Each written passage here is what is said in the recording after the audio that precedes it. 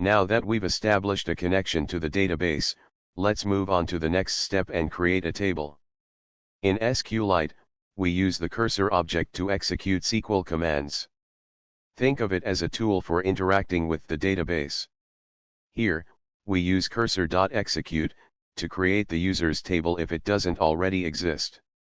This table contains ID, an auto-incrementing primary key; name, a mandatory text field; email, a unique text field to prevent duplication; age, an integer with a condition must be greater than 0; balance, a decimal number with a default value of 0.0; profile_picture, a blob field for storing images or binary data; created_at, a timestamp that's automatically set to the current time.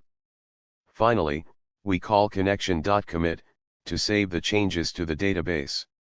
Without this, the table won't be created. That's it. In just a few lines of Python, we've created a structured and efficient database table. In the next step, we'll learn how to insert and retrieve data. Don't forget to like and subscribe. See you in the next lesson.